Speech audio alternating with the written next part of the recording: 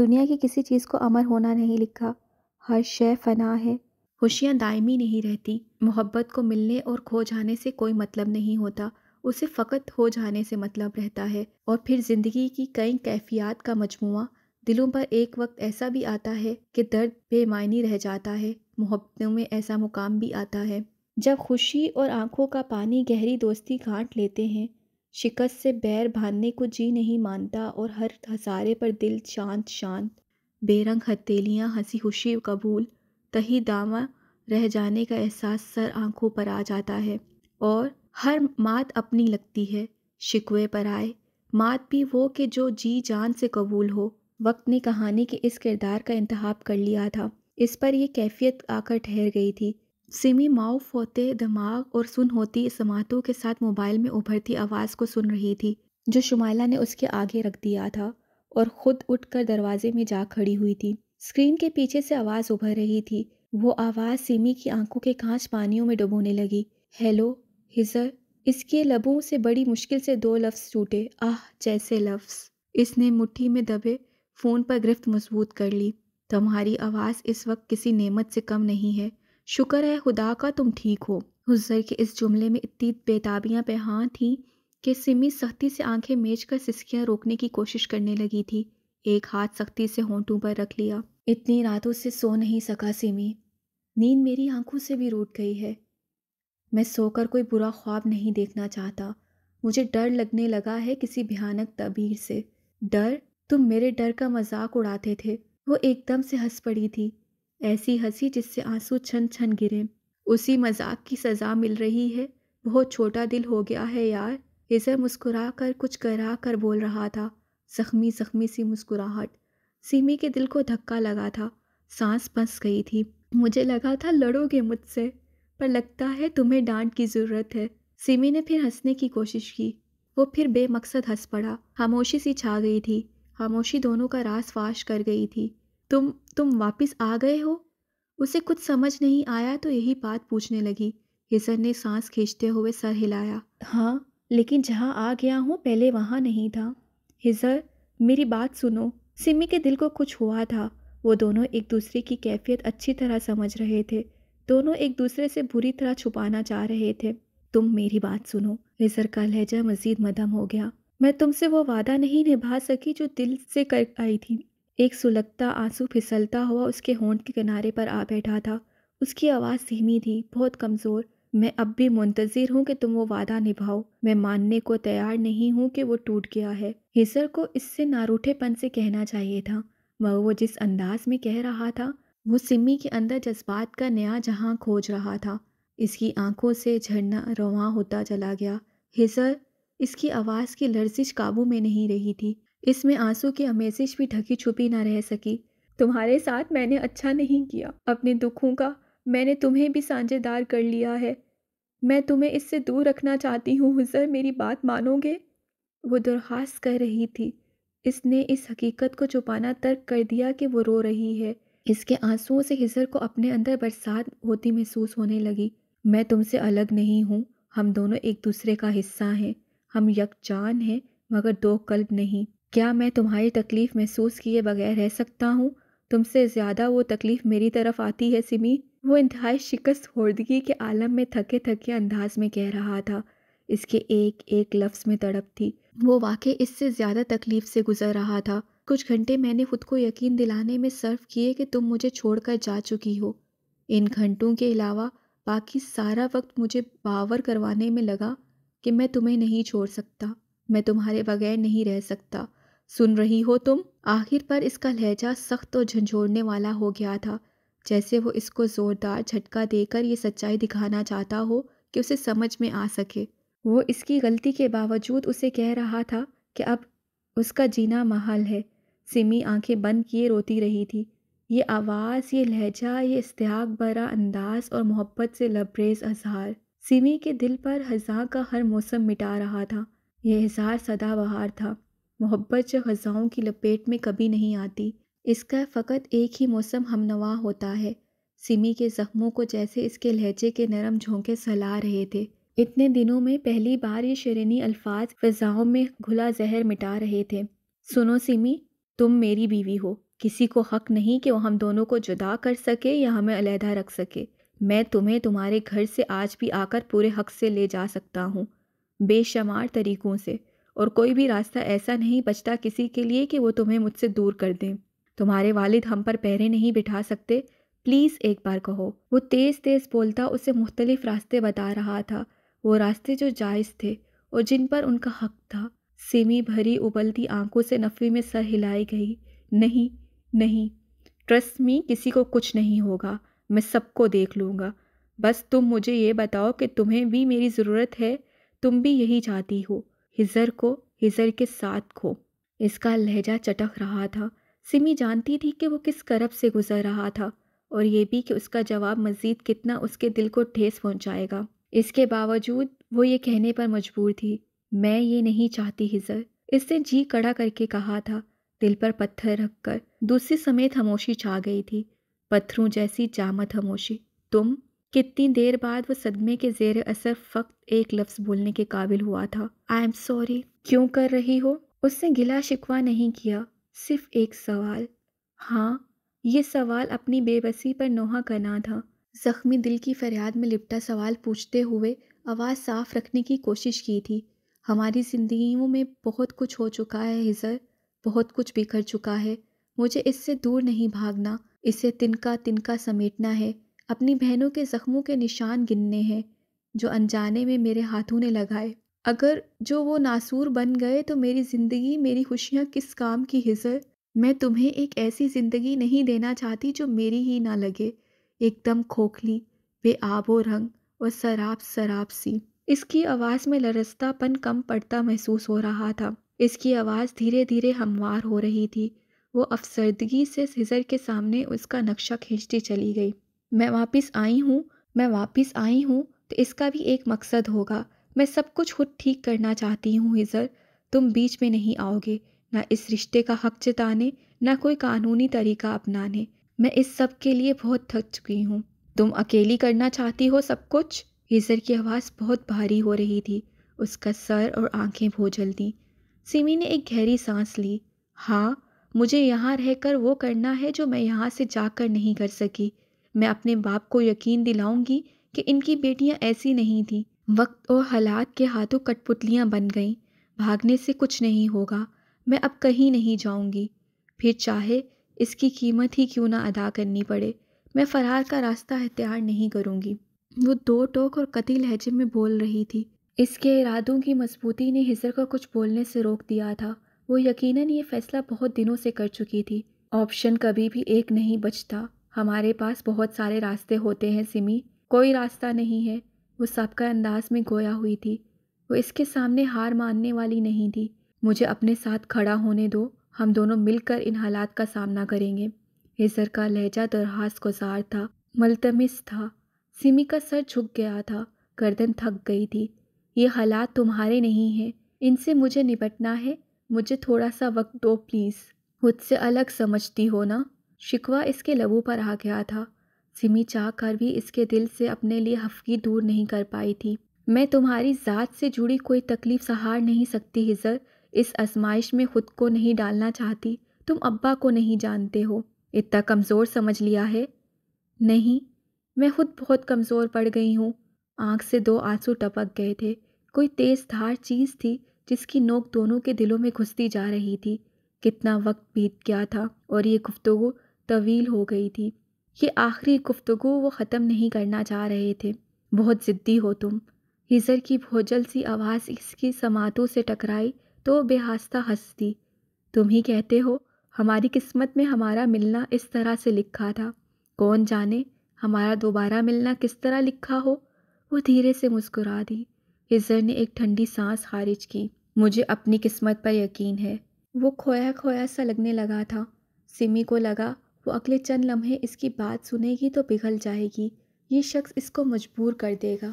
ہزر، سمی نے بہت مان سے، بہت محبت سے اس شخص کو پکارا جس کی سماعتیں یقیناً اس کی سانسوں کی گنتی بھی صبر کر رہی تھیں۔ مجھے نہیں پتا میں کہاں غلط ہوں کہاں صحیح، غلطیاں ہمیشہ لوگ بتاتے ہیں یا پھر وقت۔ میں تم سے کہنا چاہتی ہوں کہ میں تمہاری نظروں کے سامنے رہوں یا آنکھوں سے دور، تمہاری زندگی میں تمہارے پاس رہوں یا نہ رہوں، اس کے حلق میں آنسوؤں کا گولا پھنسا تھا، آواز بھر آئی تھی، مگر میں اس رشتے میں ہمیشہ رہنا چاہتی ہوں۔ آواز سرگوشی نما ہو گئی تھی، راز سربستہ سی، زخموں کی ساز جگاتی ہوئی۔ ہجر تڑپ کر رہ گیا تھا، وہ ہر طرح سے اس کو بے بس کر رہی تھی، ہاتھ پاؤں باندھ کر آزاد چھوڑ رہی تھی، پھر ایک قید کی بات کر رہی تھی۔ وہ پھڑپھڑا نہ سکے، کچھ نہ کر سکے، نہ اس کے لیے، نہ اپنے لیے، نہ اپنے رشتے کے لیے، فقط ساحلوں سے ڈوبنے کا دیدار کرتا رہے۔ کس رشتے کی بات کر رہی ہو؟ اس کے الفاظ ٹوٹ رہے تھے، گویا کوئی ضربے لگا کے الگ الگ کرتا جا رہا ہو۔ وہ اس سے نہ جانے کیا سننا چاہتا تھا، کیا سننے کی خواہش اس کے اندر ہی اندر رہ گئی تھی۔ سیمی نے سوچنے میں کوئی لمحہ نہیں لگایا تھا۔ چائے کے ایک کپ کا رشتہ، وہ چائے کا کپ جو آج تک تم نے نہیں پلایا اور جو ہم دونوں نے آمنے سامنے بیٹھ کر پینا ہے، یہ آفر جو تم کبھی ختم نہیں کرو گے، اور نہ رشتہ، کبھی نہیں۔ ہجر نے جذبوں سے چور لہجے میں بے حاصلہ یقین سے کہا تھا، اپنی تمام تر سچائیوں اور وفاؤں کے ساتھ۔ شمائلہ نے آگے بڑھ کر موبائل اس سے ضبط کر لیا تھا۔ شدت گریا کی سی کیفیت سے گزرتی اس کی آنکھیں سرخ ہو رہی تھیں۔ سیمی نے بھیگا چہرہ اٹھایا تو اس کے لبوں پر ایک آسودہ سی مسکراہٹ بکھری ہوئی تھی، چہرے پر بیک وقت کئی طرح کے رنگ۔ ان دونوں کے درمیان کتنی بھی دوریاں آ گئیں، اس نے اپنی بات اس تک پہنچا دی تھی۔ یہ کچے دھاگے جیسا رشتہ نہیں تھا جو معمولی سے تناؤ سے کھنچ جاتا اور ٹکڑوں میں بٹ جاتا۔ مات کبھی اس کا صلہ نہیں ہو سکتی تھی۔ تم کیا سمجھتی ہو، باتیں کر لینے سے سب کچھ تمہارے تائب ہوتا چلا جائے گا؟ وہ جھک کر اس پہ گہرائی تھی، آنکھوں سے چنگاریاں نکل رہی تھیں، سیمی کو جلا کر بھسم کر دینے جیسی چنگاریاں۔ اس مقام پر پہنچ کر بھی تمہاری عقل ٹھکانے نہیں آئی؟ تم ہجر کی جان کی دشمن بن گئی ہو، تمہارا باپ اس کو زندہ نہیں چھوڑے گا۔ شمائلہ کی گراہٹ بلند ہو گئی تھی، وہ جس طرح اس پر چلا رہی تھی گویا کچا چبا جائے گی۔ سیمی کے سماعتوں پر گراں گزر رہا تھا، اس کی آنکھوں کے سامنے موجودگی بھی اصاف شکن تھی، پھر بھی وہ سکون سے اس کا جلال دیکھے گئی۔ ہجر کا نام اپنے ذہن سے نکال دو، کیونکہ اس کی زندگی سے تو تمہارا نام میں مٹانے جا رہی ہوں، اور یہ یاد رکھنا تم کہ میرا نام شمائلہ بہادر خان ہے۔ وہ ایک جھٹکے سے مڑ گئی تھی، ہوا کے جھونکے کی طرح نگاہوں سے اوجھل ہوئی۔ سیمی کے لبوں سے بھی دھیرے دھیرے دیوار کے منڈیرے سے بہتی دھوپ کی طرح مسکراہٹ غائب ہوتی چلی گئی تھی۔ غصے میں بل کھاتی، مٹھیاں بھینچ کر تیش دباتی، بے حد مشتعل شمائلہ نے گھر سے باہر نکل کر ایک نمبر ڈائل کیا تھا اور بغیر اس کی کوئی بات سنے تیکھے لہجے میں کہتی چلی گئی، یہ پہلی اور آخری بار تھا کہ تم نے مجھے استعمال کیا ہے۔ آئندہ میری خدمات حاصل کرنے کے لیے ضروری ہوگا کہ تم جلد از جلد سیمی کو طلاق دے دو۔ تمہیں اپنا مستقبل نظر نہیں آ رہا، لیکن میں صاف دیکھ پا رہی ہوں۔ اب یہ تم پر منحصر ہے کہ سیمی کو طلاق دے کر اس کی زندگی منظور کرتے ہو یا پھر اس نام نہاد رشتے میں رہ کر اس کی موت۔ یاد رکھنا، وقت کے پیالے میں ریت بہت تھوڑی رہ گئی ہے۔ موت ذاتی طور پر کرم الہی کی طبیعت سنبھلی محسوس ہو رہی تھی۔ ثانیہ اس کے سرہانے بیٹھ کر دھیمی آواز میں اسے تلاوت سناتی رہتی تھی، اسے لگا جیسے شفا راستہ بدل کر اس کی سمیت لوٹ رہی ہے۔ آج کافی بہتری ہے، اس نے کرم الہی پر نظر ڈالتے ہوئے دل میں سوچا۔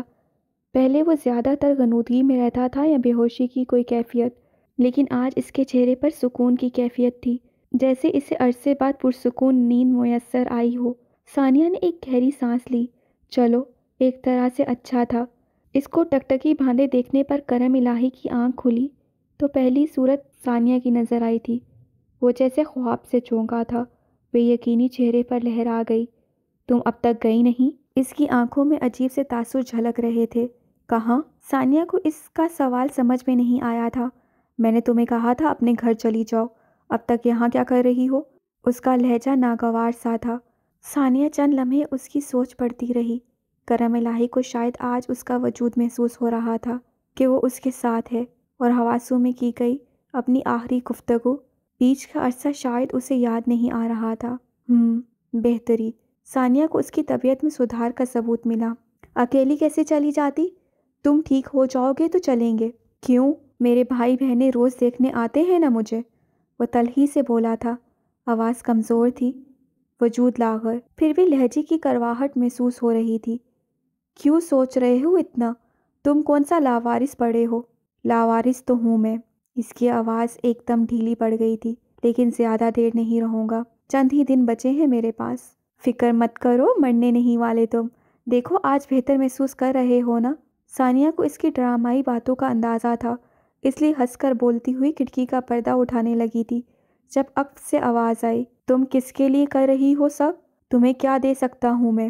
ثانیہ کے ہاتھ لہجہ بھر کو ساخت ہو گئے تھے، اس سے ذرا سا پلٹ کر دیکھا، کرم الہی کی آنکھوں کے گوشے بھیگ رہے تھے، آنکھوں میں بے بسی کی نمی تھی۔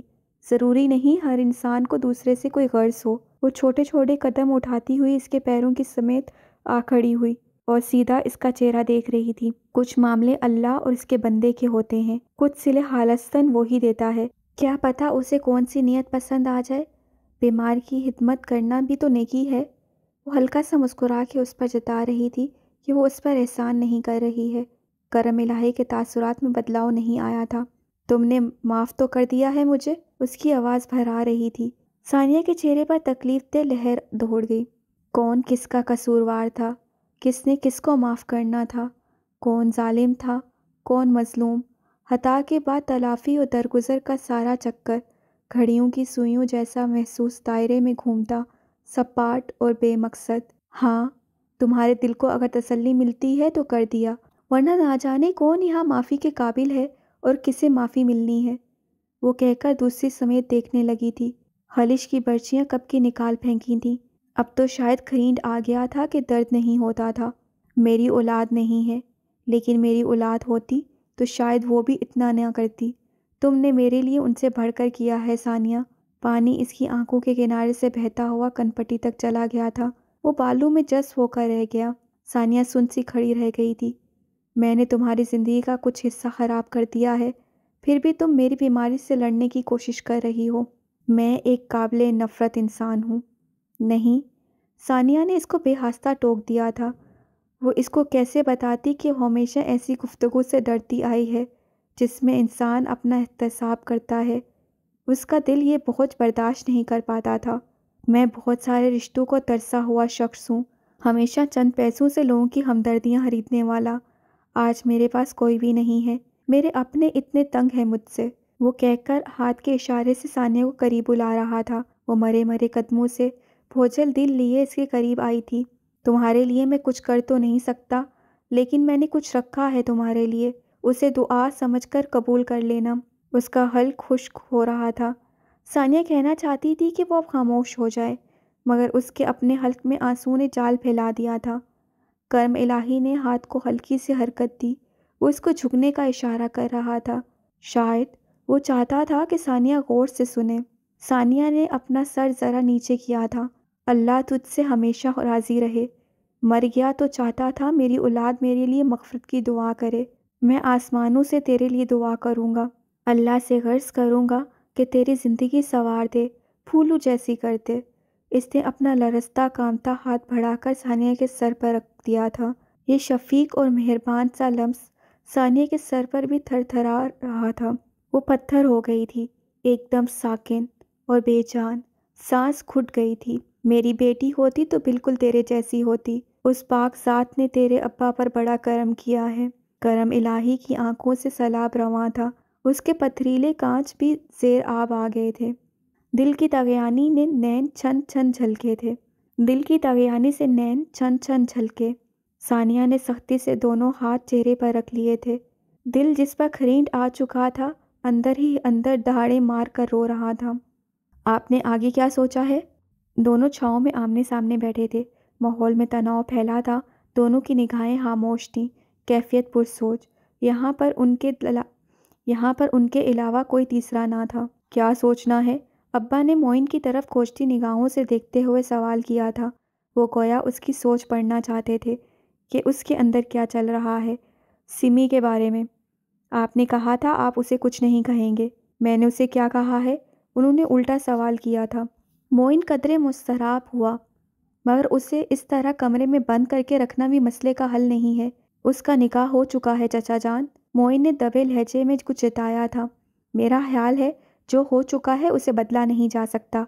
سمی کو واپس بھیج دیں، وہ ہزر کی بیوی ہے، مزید تماشا نہیں بننا چاہیے۔ تم اپنے خیال اپنے پاس رکھو تو بہتر ہے معین۔ اپنے معاملات میں مجھے کسی اور کا بولنا پسند نہیں۔ ہانس کر نہ سمجھ لوگوں کا۔ وہ سخت لہجے میں اسے اپنا منہ بند رکھنے کا کہہ رہے تھے۔ وہ ان سب کے مارے کچھ بول نہیں پایا تھا۔ ایسے میں جب چند لمحوں کی گفتگو میں وقفہ آ گیا تو درمیان میں چھائے سکوت کو قدموں کی مبہم سی آہٹ نے توڑ دیا تھا۔ دونوں نے سر اٹھا کر دیکھا تھا۔ دونوں ہاتھوں میں گلاس تھامے لمبے سے دوپٹے میں لپٹی سمی سامنے سے چلی آ رہی تھی، جس کا آخری پلو پیچھے سے پھڑپھڑا رہا تھا۔ ابا کے جبڑے بھینچ گئے تھے۔ وہ قریب آ گئی تو انہوں نے نہایت سختی سے معین کو مخاطب کیا۔ اسے کہو یہاں سے چلی جائے۔ اس کی صورت دیکھنا میرے لیے کڑے امتحان سے کم نہیں ہے۔ وہ کڑے ضبط سے رخ پھیر کر بولے تھے۔ سمی کے دل کو چوٹ پہنچی تھی، پھر بھی وہ نہیں پلٹی تھی۔ ان سے ذرا سا فاصلہ رکھ کر بیٹھ گئی تھی۔ بات نہیں کریں گے تو یہ الجھی ڈوریاں کیسے سلجھیں گی؟ وہ نرمی سے بول رہی تھی۔ معین سر جھکائے سنتا گیا۔ وہ اس کی نظروں کا سامنا نہیں کر پا رہا تھا۔ جھوٹ تو اس نے بھی بولا تھا، سچائی کے پیرے میں لپیٹ کر، جیسے مچھلی جال میں پھنسانے کے لیے جال میں کنڈی ڈالی جاتی ہے۔ مجھے تم سے کوئی بات نہیں کرنی۔ آپ کو کرنی ہے۔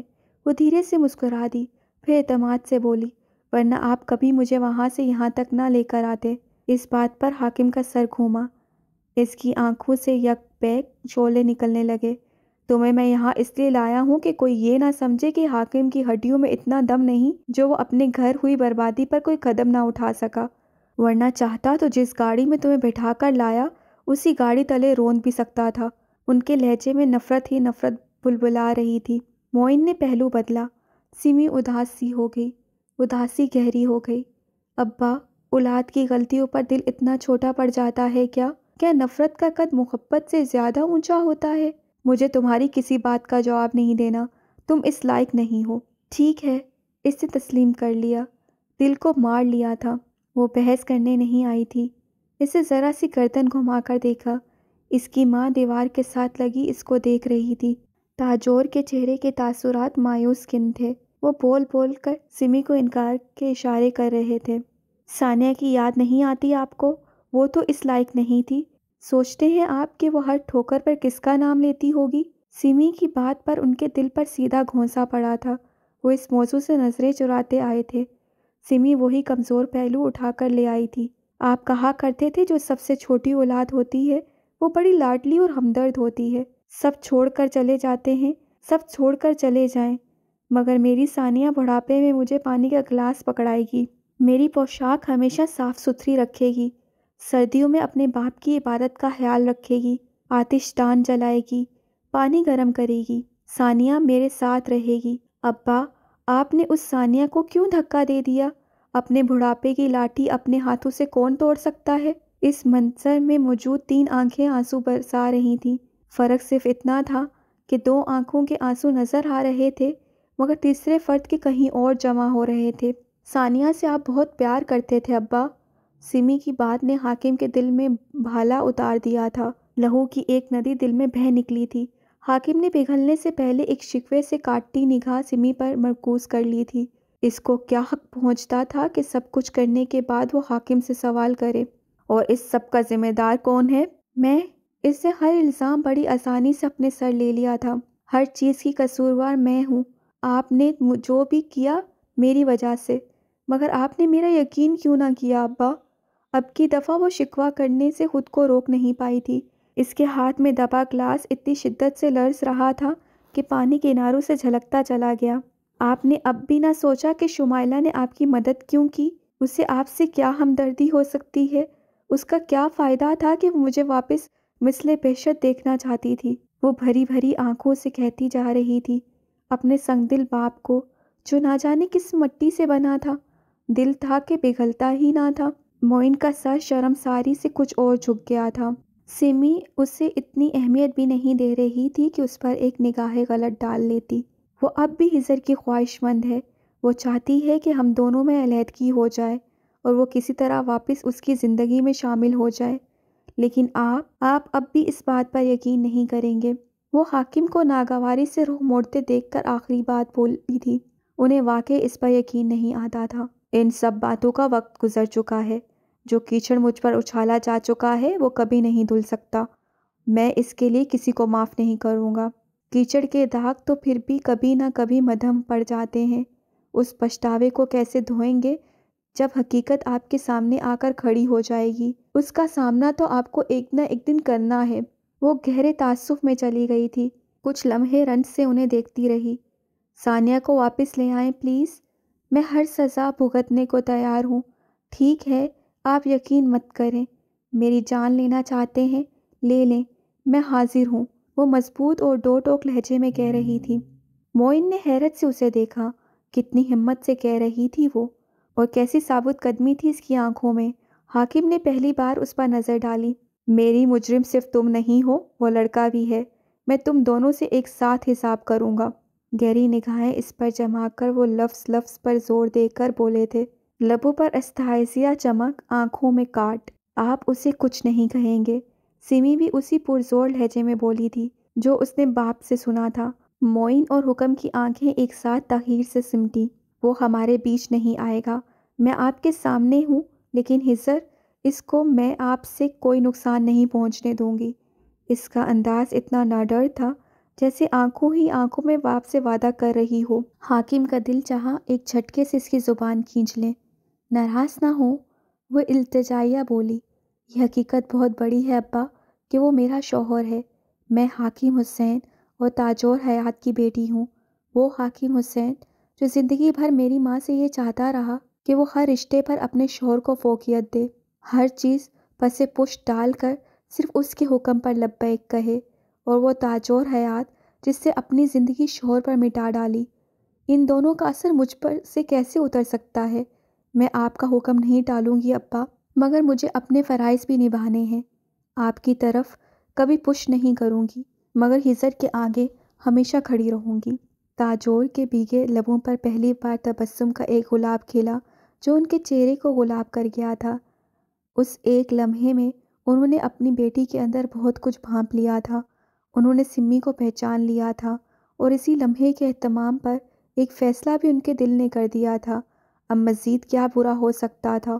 لیکن حاکم پر جیسے ان الفاظ نے انگارے اچھال دیے تھے۔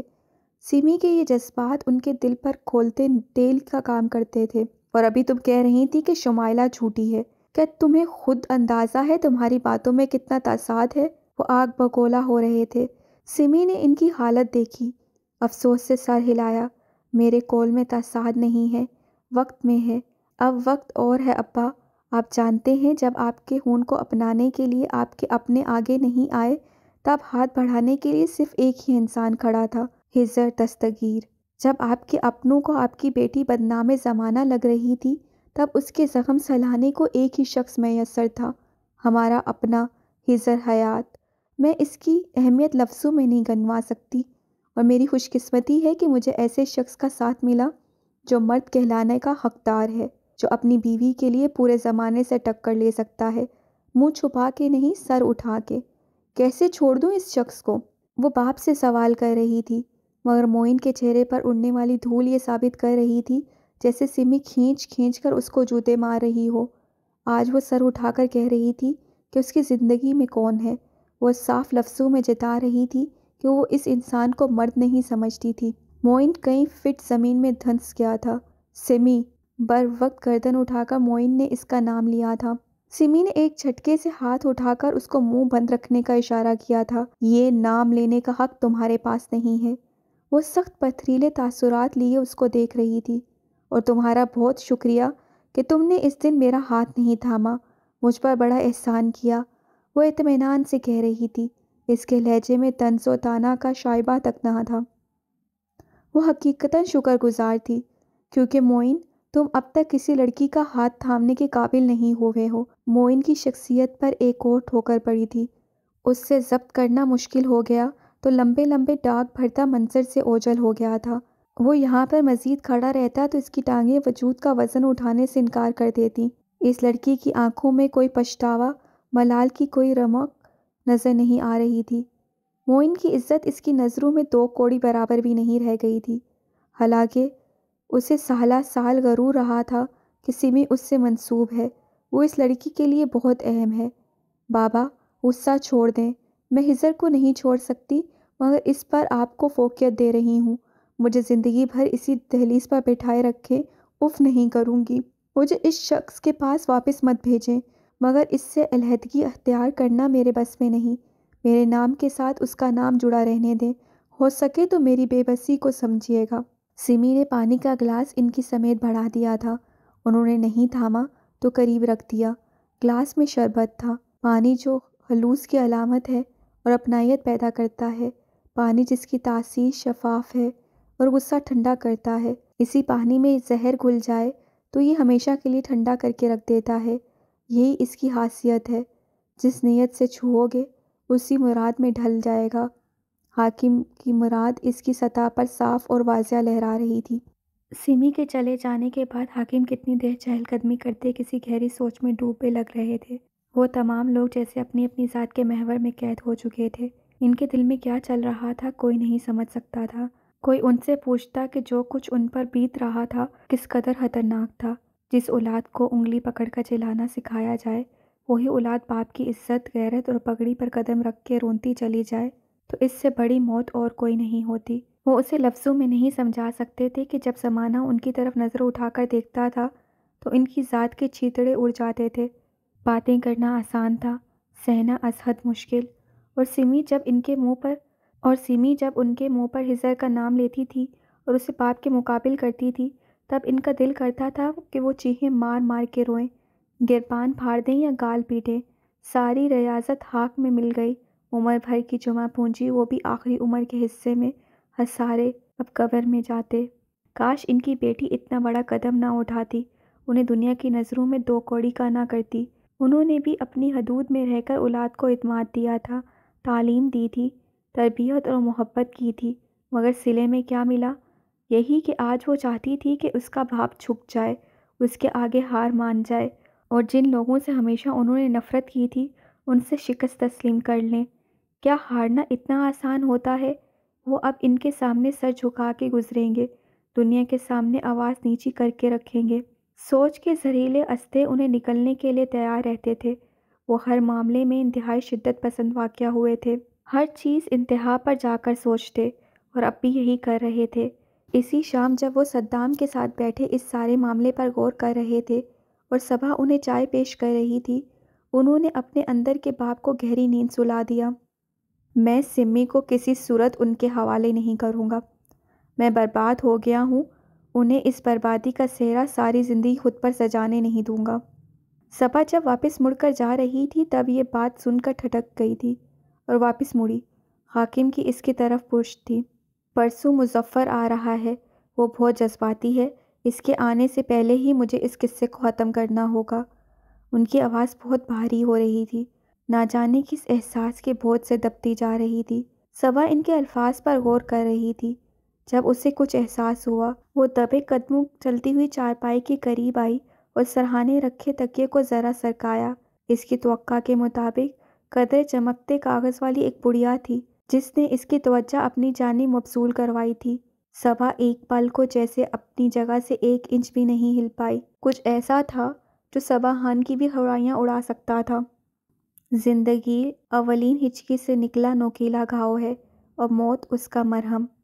وقت استاد ہے، دنیا آزمائش کا، اور انسان اس کا آخری پرچہ۔ سرد سرگرداں، بے یقینی اور پاؤں پاؤں مٹی۔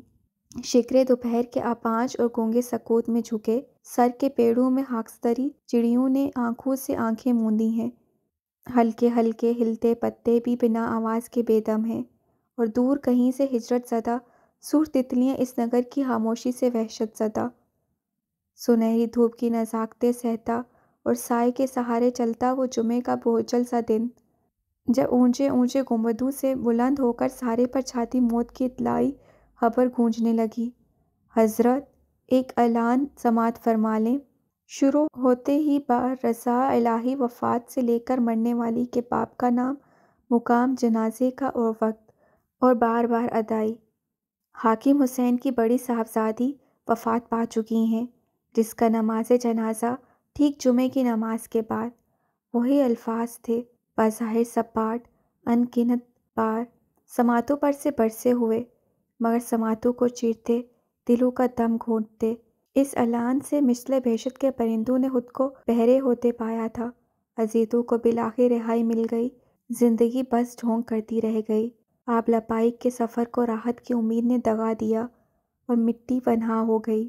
بغیر گلہ کیے، کہے سنے، انتظار کیے، اس کے جسم نے ایک زوردار جھٹکا کھایا تھا، جیسے کسی نے اٹھا کر اونچی پہاڑی سے نیچے پھینک دیا ہو۔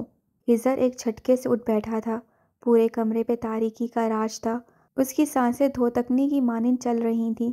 تنفس اتنا خراب تھا کہ اس پر کھانسی حملہ آور ہو گئی۔ یہ ایک خواب تھا، پر اتنا بھیانک تھا کہ خوف کے عفریت نے ہزر کے پورے اعصاب کو شکنجے میں جکڑ لیا تھا۔ تیزی سے اٹھ کر اس نے بورڈ پر ہاتھ مار کے ساری بتیاں روشن کر دیں۔ آنکھوں میں وحشت ہلکورے لے رہی تھی۔ اسی وقت فجر کی پہلی اذان سنائی دینا شروع ہو گئی تھی۔ ہجر کے پورے وجود پر ایک لرزہ طاری ہو گیا۔ کچھ حالات ایسے تھے، کچھ خواب ایسا اور کچھ وقت۔ ہجر کے دل نے جیسے کسی انہونی کی آہٹ پا لی تھی۔ یہ لمحے جیسے الہام کے جیسے تھے۔ ایسا خواب اس نے کیوں دیکھا تھا؟ شل پڑتے جسم و معاف دماغ کے ساتھ وہ بیڈ پر بیٹھا اور کپکپاتی انگلیوں سے موبائل پر ایک نمبر ڈائل کرنے لگا۔ بیل جا رہی تھی۔ اس سے سائڈ ٹیبل پر پڑا پانی کا گلاس اٹھایا، سانس درست کی، لبوں سے لگایا۔ وہ 2 گھونٹ اس نے پیے۔ پانی ہونٹوں سے گرا، شرٹ پر چھلکا۔ اس کی روح جسم کا ساتھ چھوڑتی جا رہی تھی۔ سارے میں اذانیں گونج رہی تھیں اور اس کی سماعتوں میں وہ اعلان مجروح گر رہا تھا۔ Hello, hello Shumaila! اس سے بے تابی سے پکارا تھا۔ اسے اپنی آواز بے حد اجنبی لگی۔ ہزر! اس وقت شمائلہ کی بھوجل آواز سنائی دی تھی۔ اسے رات بھر نیند نہیں آتی تھی۔ سلیپنگ پلز لیتی تھی، پھر بھی سوئی جاگی کیفیت رہتی تھی۔ اس وقت اس کا سویا سویا دماغ کچھ سمجھ نہیں پا رہا تھا۔ میری بات سنو، میں نے بہت برا خواب دیکھا ہے، کسی کی سوچ سے زیادہ برا۔ وہ تیز تیز لہجے میں وہ الفاظ تلاش کر رہا تھا جس سے شمائلہ تک اپنی بات جذبات سمیت پہنچا سکے۔ مگر تم نے کہا تھا تم سمی کے لیے کچھ کرو گی۔ تم آج اور ابھی، بلکہ صبح ہوتے ہی اپنا جرم قبول کرو۔ صبح ہوتے ہی سب سے پہلا کام تم نے سمی پر لگے سارے الزام واپس لینے ہیں شمائلہ۔ ہزر ہم بعد میں، اس نے الجھن امیز لہجے میں کہنا چاہا، مگر ہزر سنے بغیر کہتا گیا، میں اس کو نہیں کھو سکتا۔ اس سے پہلے مجھے کچھ ہو جائے گا۔ مجھے اس کی زندگی زیادہ عزیز ہے۔ تم جو کہو گی میں وہ کروں گا۔ اس کی آواز کھلنا شروع ہو چکی تھی، باتوں میں ربط ٹوٹ رہا تھا۔ اس سے پہلے بہت کچھ چھوٹ جاتا۔ سن رہی ہو شمائلہ، تم جو چاہتی ہو وہ تمہاری بات پر یقین کر لیں گے، مگر اس کی زندگی بچاؤ۔ اس کی زندگی سے زیادہ کچھ اہم نہیں، ہمارا رشتہ بھی نہیں۔ میں اس کو طلاق دے دوں گا۔ ہزر دستگیر پر ایک دیوانگی سی طاری تھی۔ ایک جنون سوار ہو رہا تھا۔ دماغ پوری طرح گھوم رہا تھا۔ اس کے آخری الفاظ سن کر شمائلہ کی ساری نیند بھگ کے اڑ گئی تھی۔ آنکھیں پھاڑ پھاڑ کے دماغ جگانے پر اسے لگا خواب ہزر نے نہیں دیکھا، یقیناً وہ خود دیکھ رہی ہے۔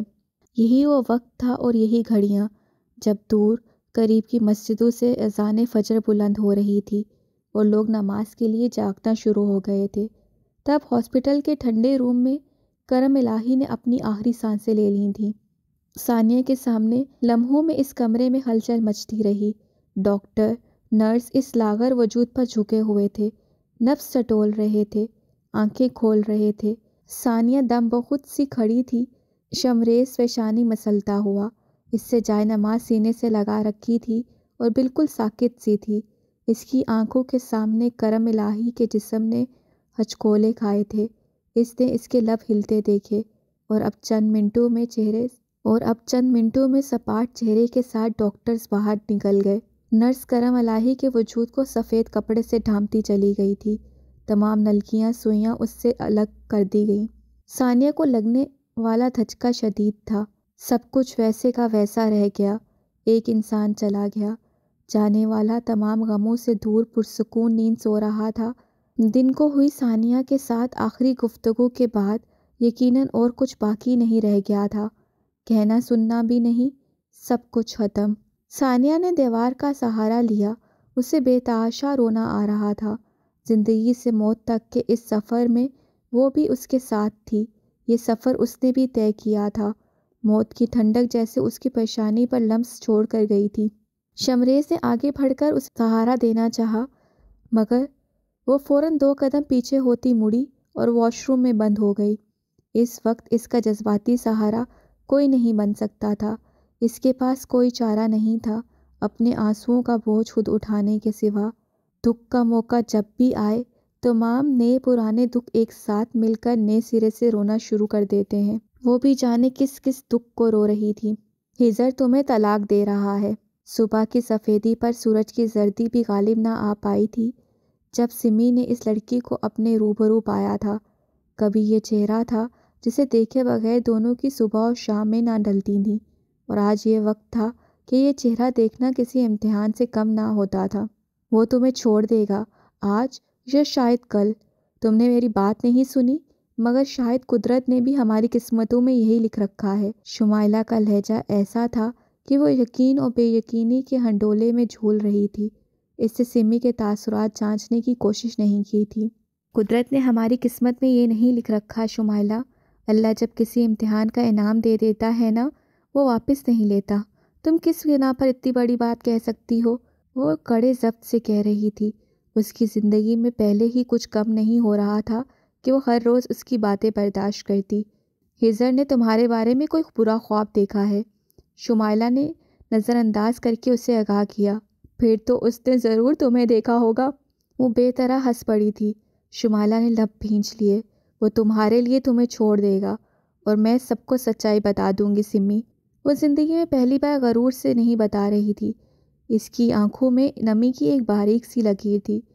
میں نے تمہارے ساتھ بہت برا کیا سمی، مگر تم نے بھی سیدھا میرے دل پر وار کیا۔ تم نے شمائلہ کی محبت چھین لی۔ سمی، تم میرے لیے ہر چیز چھوڑ دیا کرتی تھی۔ اس کا لہجہ لرز رہا تھا۔ وہ آج جیسے التجا کرنے آئی تھی۔ سمی لاکھ کٹھور بنتی مگر اس کے دل پر گھونسا پڑا تھا۔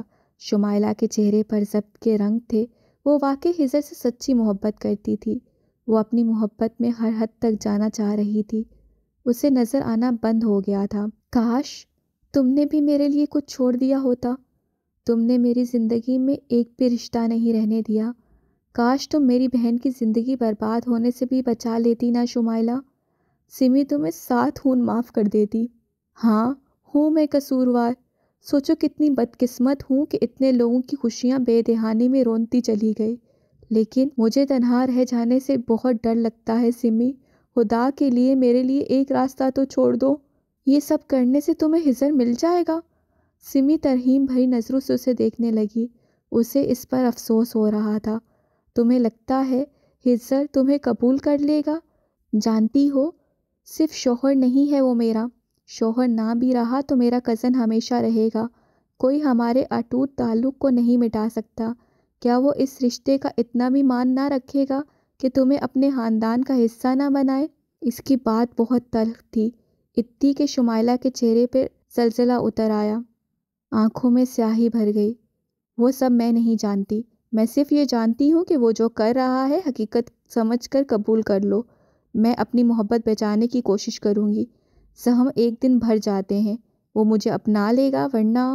وہ ممکانیت سے سارے نقطوں پر نظر دوڑاتی ایک دم سے اس کے قریب آئی تھی۔ سمی، شمائلہ نے منت آمیز لہجے میں اس کے ہاتھ پکڑے تھے۔ ہم دوستیں تھیں، پورے گاؤں میں مشہور تھی ہماری دوستی۔ پورے گاؤں میں مشہور ہوا اس دوستی کا انجام۔ سمی کے لب ہلے۔ میں وہ وقت واپس لانا چاہتی ہوں۔ ایک ایک دروازہ بجا کر بتاؤں گی میں نے کیا کیا کیا۔ تمہاری پاکیزگی کی قسم کھاؤں گی۔ ہجر کے اوس طنز بکھرے چہرے کے ساتھ سمی نے اپنے ہاتھ واپس کھینچ لیے۔ کر بھی رہی ہو تو سودا، میری بات سمجھنے کی کوشش کرو۔ تم سمجھو شمائلہ، کیا بچکانہ بات کرنے آئی ہو؟ تمہیں معلوم ہے یہ شاید میری آزمائش تھی جس کا انعام مجھے ہجر کی صورت میں ملا ہے۔ تم وہ انعام چھین لینا چاہتی ہو۔ تم سے پہلے وہ میری زندگی میں آیا ہے۔ اتنی سنگ دل مت بنو پلیز۔ اپنے اور میرے بیچ سے ہجر کو نکال کر سوچو۔ ہم سب کچھ دوبارہ سے شروع کریں گے، جیسے ہجر ہم دونوں کے درمیان کبھی آیا ہی نہ ہو۔ اس کے بے تابانہ کہنے پر چند لمحوں کے لیے خاموشی چھا گئی تھی۔ پرندے جو حمد و ثنا میں مشغول تھے وہ نہ جانے کہاں اڑ چلے۔ اوہ، میں اب سمجھی۔ سمی کی بے تاثر سی آواز سنائی دی۔ ہجر تمہاری زندگی میں آئے نہ آئے، مگر اصل بات یہ ہے کہ تم اسے میری زندگی میں نہیں دیکھنا چاہتی۔ تم یہی ہو شمائلہ، بالکل یہی۔ تمہیں مجھے ہر صورت گھٹنے ٹیکے ہوئے دیکھنا ہے۔ تم سے یہ برداشت نہیں ہوگا کہ میں اس کے ساتھ خوشگوار زندگی بسر کروں، کیونکہ تمہیں سمی بہت کمتر لگتی ہے، اتنی کمتر کہ ہزر کو اس کے ساتھ دیکھ کر تمہیں زندگی بھر احساس کمتری میں مبتلا رہوگی۔ تمہاری برداشت سے باہر ہے کہ تمہارے پسندیدہ شخص نے تم پر مجھے فوقیت دی۔ اس کی آواز کی بھٹی تپش سے شمائلہ سب کچھ بھول بھال کر اس کو دیکھتی جا رہی تھی۔ سمی بنا رکے بغیر سانس لیے بولتی گئی، تم نہایت خود پسند لڑکی ہو، اور خود پسندی کا مریض کبھی صحت یاب نہیں ہوتا۔ تم دوست کہتی ہو نا مجھے، میری دوست بھی اس لیے تھی کہ تم نے کبھی مجھے اپنے برابر نہیں سمجھا۔ میں ہمیشہ تمہارے لیے اپنا سب کچھ وارتی آئی، تم میں تخلیقی صلاحیت نہیں تھی، میں نے اپنی ہر کہانی تمہارے نام کی، اور تم اسے حق سمجھ کے وصول کرتی رہیں۔ ساری شہرت، تمام ستائش، عزت، تمہیں لگتا تھا ہاں وہ تمہارے لیے ہی تو ہے، سمی کہاں اس کے قابل ہے، اور آج بھی تم وہی کر رہی ہو۔ اگر کچھ تمہارا نہیں تو وہ سمی کے پاس بھی نہیں ہونا چاہیے۔ دوستی کا ہاتھ تم نے اس آفر کے ساتھ کیوں نہیں بڑھایا کہ جو میرا ہے اس پر سے تم اپنی نظریں ہٹا رہی ہو، کیونکہ تمہارے اندر کی خودغرض لڑکی کو کبھی یہ گوارا نہیں ہو سکتا۔ شمائلہ بہادر بس جیتنا جانتی ہے، ورنہ وہ دل برباد کر دیتی ہے، پھر چاہے وہ اس کے دوست کا ہو، بھائی کا ہو، یا اپنے محبوب شخص کا۔ شمائلہ کو جیسے سانپ سونگھ چکا تھا۔ سمی نے ابھی اسے کچھ کہا ہی نہیں تھا، پھر بھی وہ چہرہ ایسے دکھنے لگا جیسے نقاب اتر گیا ہو۔ اس نے چند لمحوں میں خود کو کمپوز کیا، پھر 2 قدم پیچھے ہو کر جیسے اپنے مقام پر لوٹ گئی۔ نہیں سمجھو گی، کبھی نہیں سمجھ سکتی تم، اور تم کبھی میری پوزیشن نہیں سمجھ سکتی۔ وہ اپنی ساری ہمدردی جھٹکتی ملامتی انداز میں کہہ رہی تھی۔ یہ کہانی میری تھی سمی، یہ محبت میری تھی، تم بیچ میں کہاں سے آ گئیں؟ وہ جیسے ہار کر کہہ رہی تھی۔ شمائلہ بہادر کی آنکھوں میں شکوہ لہرا رہا تھا۔ میں بیچ میں آ گئی؟ وہ جیسے دکھ سے ہنستی۔ ایک آخری بار کہانی سنو گی؟ سمی اس کی طرف دیکھتی ہوئی بولی تھی۔ تم نے سنا ہے شمائلہ، ایک بار سورج نے ایسی آگ اگلی کہ زمین کا سینہ دھمکنے لگا، کیا چرند کیا پرند، ہر چیز شعلوں کی لپیٹ میں تھی۔ ایسے میں کسی تپتی زمین پر کھڑی لومڑی کے پاؤں بھی آگ کی لپیٹوں میں آنے لگے۔ لومڑی کے پاس اس تپش سے بچنے کا کوئی چارہ نہ رہا تو اس نے اپنے دونوں اطراف میں کھڑے بچوں کو اپنے دونوں پاؤں تلے دے دیا تاکہ وہ خود کو اس تپش سے بچا سکے، بھلے کسی کی جان چلی جائے۔ شمائلہ نے بھی اس تپش سے بچنے کے لیے سمی کو پیروں تلے رون دیا تھا، اور اب سوال کرتی ہے کہ میں بیچ میں کیسے آ گئی؟ ارے میں تو آگ کے بیچ میں جھونکی گئی تھی۔ تم نے صحیح کہا، یہ کہانی تمہاری تھی، یہ محبت بھی تمہاری تھی، لیکن یہ شوہر میرا ہے، وہ مجھ پر چھاؤں کر سکتا ہے، اور اب مجھے بھی اس کا سایہ چاہیے۔ اور جانتی ہو فرق کیا ہے؟ وہ شمائلہ کے دھواں دھواں ہوتے چہرے پر نظریں جمائے پوچھ رہی تھی۔ مجھے ہزر کا سایہ خود پر چاہیے، اس تپش سے بچنے کے لیے اپنے پیروں تلے نہیں، بلکہ ایک گھنے شجر کی مانند اپنے سر پر۔ سمی سرخرو کھڑی تھی، شمائلہ کی صورت سیاہ پڑ چکی تھی، وہ دھواں آنکھوں میں گھس رہا تھا۔ اس نے اپنی بھیگی آواز میں آخری سوال کیا تھا۔ تم میری جگہ ہوتی تو شاید یہی کرتی جو میں کر رہی ہوں۔ وہ جانے کے لیے مڑنے کو تیار تھی۔ میں سب کچھ بتا دوں گی، مگر ہزر کی طلاق کے بعد۔ وہ مڑی تھی کہ عقب سے آواز آئی، تمہاری جگہ میں ہوتی نا شمائلہ تو کسی کی طلاق کی فکر نہ کرتی، بلکہ اس وقت سے ڈرتی کہ جب تمہارے پاس نہ کچھ کھونے کو رہ جائے گا اور نہ پانے کو۔ سمی کی یہ الفاظ شمائلہ کے پورے وجود پر نقش ہو کر رہ گئے تھے۔ نیا سورج طلوع ہو رہا تھا، اور اس نئے سورج کی گہری آتشی شکل بتا رہی تھی کہ آج وہ اپنے ساتھ بہت کچھ لے کر ڈوبنے والا ہے۔ کیتکی کے پھولوں کے دیوانے بھنورے اس کے گرد اتنے گھومے تھے کہ مر گئے تھے۔ کیتکی کے پھول سدا بہار لہلہا رہے تھے۔ ایک سفید تتلی پنکھ ہلاتی ہوئی ان پھولوں کے گرد منڈلانے لگی تھی۔ وہ پھول کی پنکھڑیوں پر بوسہ دیتی اور دیوانہ وار رقص کرنے لگتی۔ یہ منظر اس وقت تک حسین رہا جب تک اس میں ایک بھنورا نہیں شامل ہو گیا۔ تمام منظر ایک ایک کر کے سلو موشن کا شکار ہونے لگے۔ کہانی اپنی آخری سانسوں پہ پہنچ رہی تھی۔ جو پہلے کبھی رات کے اندھیرے میں ہوا تھا وہ اب دن کی روشنی میں ہوگا۔ حاکم کے گھر میں کھڑی تاجور کی آنکھیں اپنے ارادے کی مضبوطی کا پتہ دے رہی تھیں۔ وہ کچھ دیر اپنی جگہ پر جم کر کھڑی سوچتی رہیں کہ تابوت کا یہ کیل انہیں اپنے ہاتھوں سے ٹھونکنا ہوگا۔ شکار ہونے یا شکار کرنے سے پہلے ضروری یہ ہے کہ اس کا سامنا کیا جائے۔ انہوں نے سیاہ چادر گھما کر اپنے گرد پھیلائی تھی اور سر پر اچھی طرح تان لی تھی۔ آج ایک بار پھر ان کے قدم باہر کا رخ کرنے لگے، بے خوف و خطر، دلیر اور ناڈر۔ جو کبھی رات میں ہو چکا تھا وہ اب دن میں ہو رہا تھا۔ تاجور حیات گھر سے باہر نکل رہی تھیں۔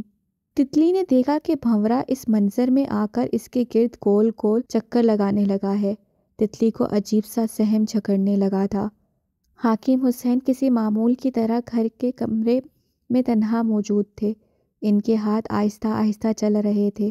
دیکھنے میں وہ پانی تھا جس میں وہ چمچ سے شکر گھول رہے تھے، پھر اسی چمچے سے وہ ستو لے کر گلاس میں شامل کرنے لگے۔ پانی ستو گھولنے لگا تھا۔ دھیرے دھیرے سارا ستو پانی میں حل ہو گیا، یہاں تک کہ وہ ستو کا شربت دکھنے لگا تھا۔ تب جیب میں ہاتھ ڈال کر انہوں نے پڑیا نکال لی۔ ان کے ہاتھ لرزنے لگے تھے۔ ستو کا شربت جو کسی بھی چیز کے رنگ اور اثر کو یوں جذب کر لیتا ہے جیسے کچھ ہے ہی نہیں۔ تتلی کے گرد بھنورے کا رقص جاری تھا۔ دیکھتے ہی دیکھتے ایک چونٹی بھی اس منظر کا حصہ بن گئی تھی۔ بھنبھناتی ہوئی، کچھ سونگھتی ہوئی، پھول پر لپکتی تتلی پر جھپٹی۔ دو آنکھیں آج پھر تاجور کو گھر سے نکلتا دیکھ رہی تھیں۔ دو آنکھیں آج پھر سرد آگ سے سلگ رہی تھیں۔ صبا کے چہرے پر شکست کے کئی گہرے گھاؤ تھے اور وہ ان گھاؤں کو انگلیوں سے ٹٹولتی جا رہی تھیں۔ اس بار کچھ تمہاری مرضی کا نہیں ہوگا تاجور، ہر بار تمہیں کامیاب نہیں ہونے دوں گی۔ اب کی بار کچھ ٹھیک نہ ہو سکے گا، جو چاہے کر لو۔ اسے ساری زندگی اس عورت سے صرف نفرت کرنا آیا تھا، کیونکہ اس عورت کے پاس وہ تھا جو اس کے پاس نہیں آ سکا تھا، ساری زندگی نہیں آ سکا تھا۔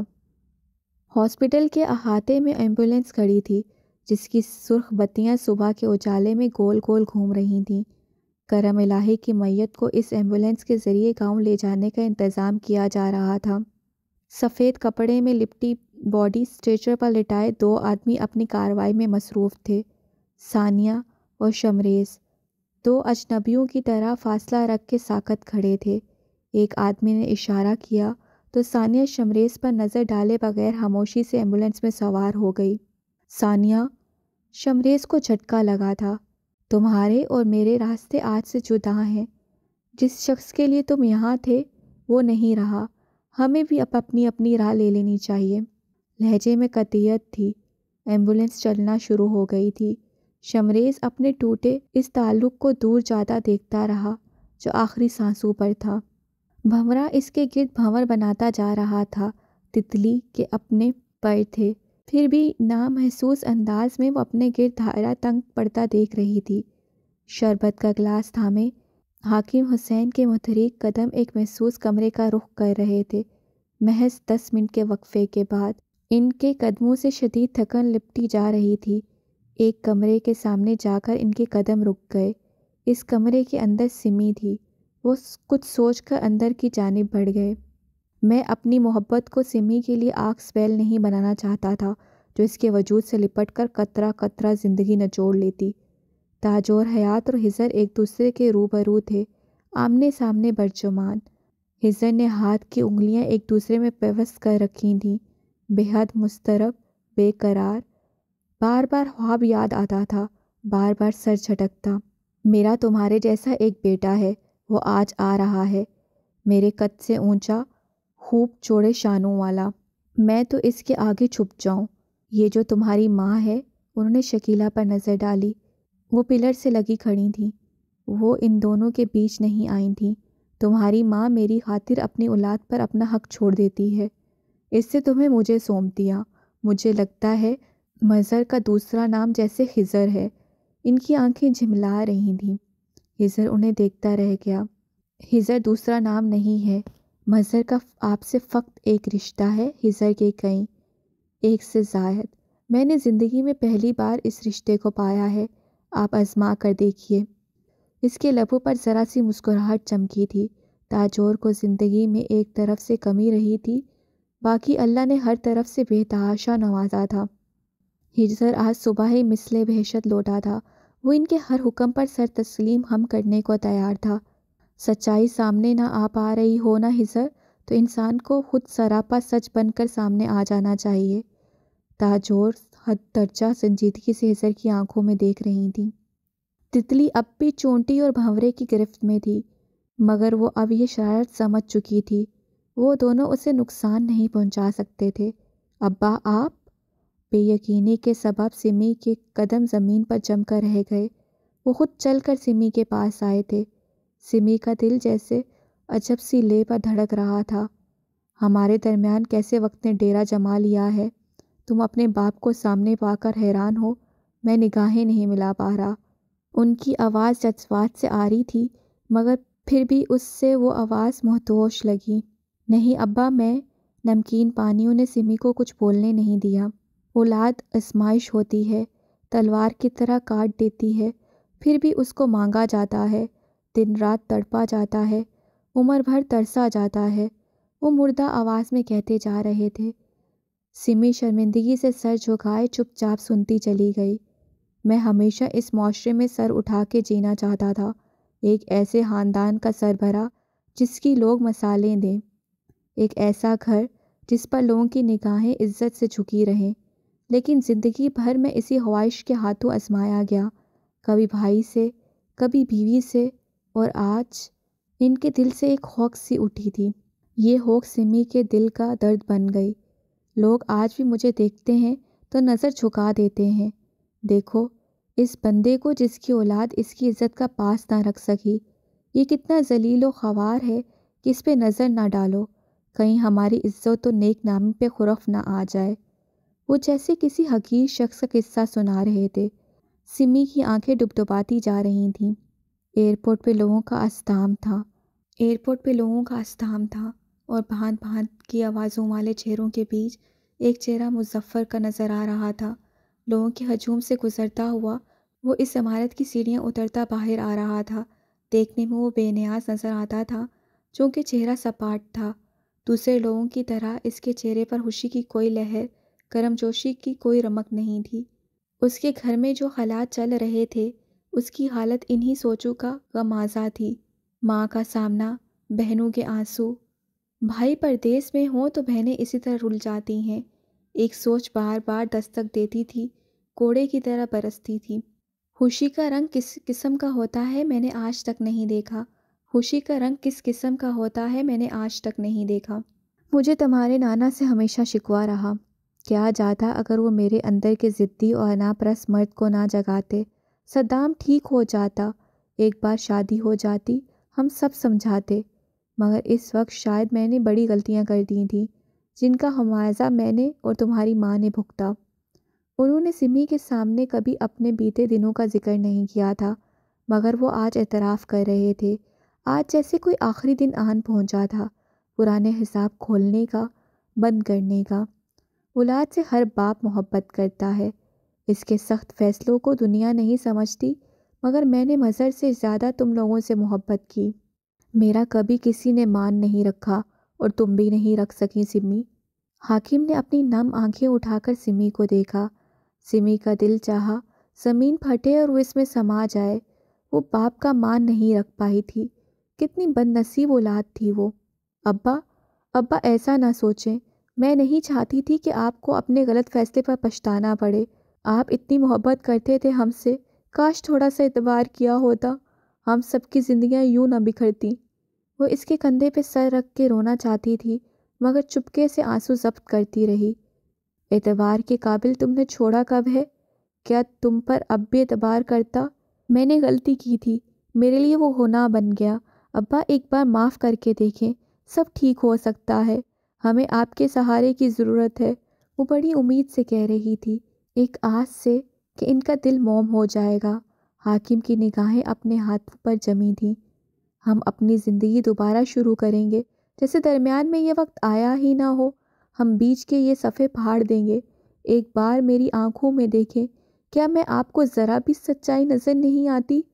سمی کے التجائیہ انداز میں کہنے پر باپ نے اپنی نظریں اٹھائی تھیں۔ سمی کی آنکھوں میں ایک پرچھائی لہر رہی تھی۔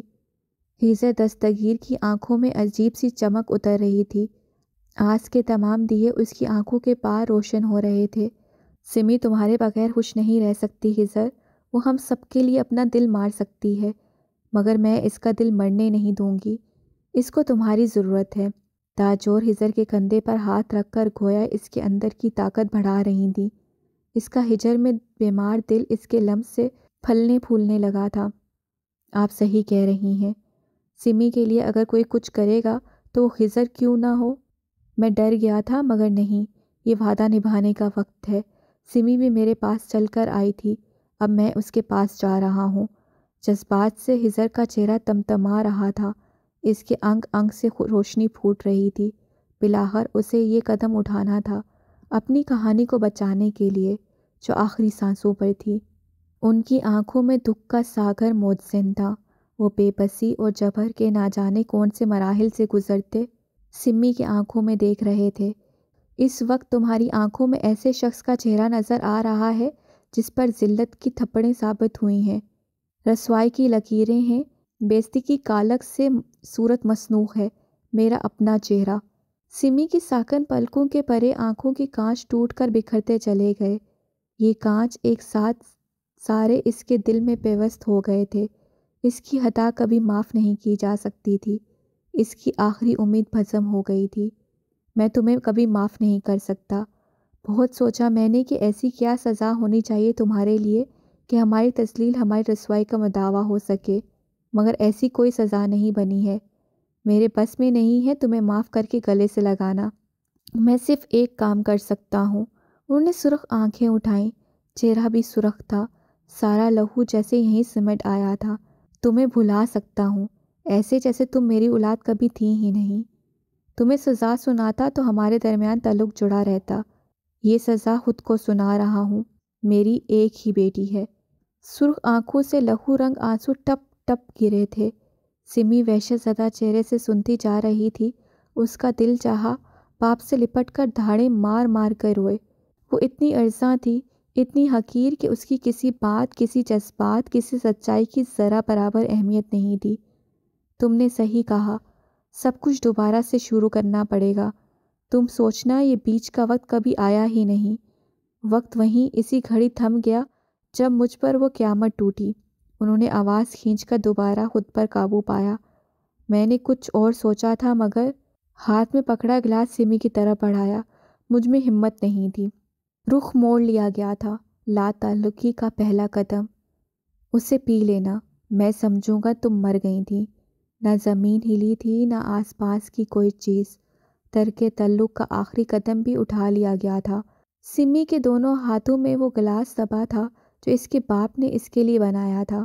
وہ کھڑے ہو گئے، جاتے جاتے پلٹے بغیر بولے، ایک بات یاد رکھنا، جب ایک باپ اپنی اولاد سے تعلق ختم کرتا ہے تو اس کی بھی موت واقع ہو جاتی ہے۔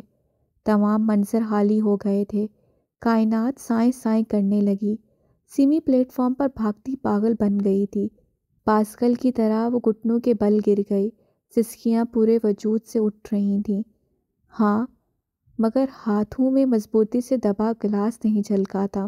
سمی کے ٹپکتے آنسوؤں سے بھرتا گیا۔ اس روز دستگیر احمد کے گھر سے نکلنے والا پہلا قدم ہیزر دستگیر کا تھا، اور اس کی تقلید میں دوسرا قدم تاجور حیات کا۔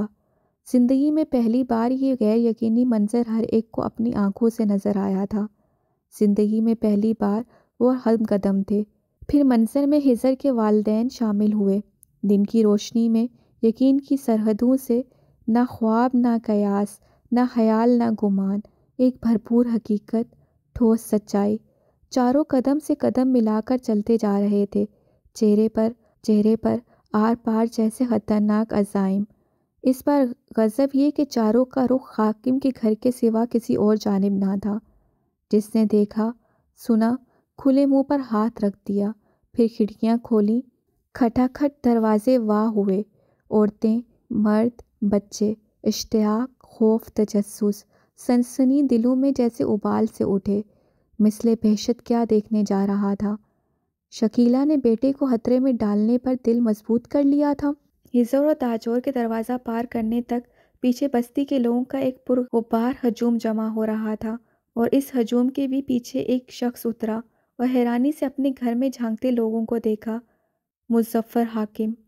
ایک ایک کر کے سارے کردار اپنی جگہ جمع ہو گئے تھے، اس کہانی کو سہارا دینے جو آخری سانسوں پر تھی۔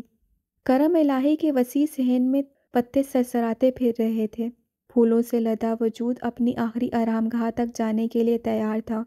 اس کے آس پاس اس کے سارے اپنے تھے، بھائی بہنیں، ان کی اولادیں، ان کے رونے کا عجیب سا چیختا چلاتا شور تھا، پھر بھی ایک سکوت سا چاروں طرف موجود تھا۔ کبھی ان کے بین اونچے ہونے لگتے، سب کی محبت امٹ امٹ کر آ رہی تھی، ہر ایک کو اس غم پر سابقت لے جانے کی خواہش تھی جیسے کوئی بہت اپنا چلا گیا ہو، دل سے پیارا، جان سے عزیز۔ جب جنازہ لے جایا جا چکا تب عورتوں کی آہ و بکا بھی باتوں میں ڈھل گئی۔ کچھ عورتوں کی آپس میں گفتگو کا مرکز شمریز تھا، کہہ رہے ہیں فوتگی کا سارا انتظام حویلی والوں کا لڑکا دیکھ رہا ہے، اللہ کی شان ہے بھائی، قسمت اچھی رہی کرم الہی کی، لاوارث نہیں رہا، اور تو اور قبر بھی اس لڑکے نے کھو دی ہے، آخری دنوں میں خدمت اس لڑکی نے کی، اللہ سہارا بنانے والا ہے، ورنہ اپنے تو اب زمین جائیداد کے ہمدرد بن رہے ہیں، تسوے بہا رہے ہیں۔ ثانیہ کے کانوں میں آوازیں پہنچ رہی تھیں، وہ چپ چاپ تھی، ایک کونے میں بیٹھی، تنہا تنہا، سب سے بیزار، دنیا سے جدا، حالات سے خفا، کسی اور سیارے سے بھٹک کر اس ہجوم میں کھو جانے والی خالی خالی آنکھوں والی لڑکی۔ دروازے کے پٹ کھلے رہ گئے، ایک سورج تھا جو حاکم کی سرخ آنکھوں پر جھک آیا، ایک تیز رفتار لہر تھی جو پورا جسم ہلا گئی تھی۔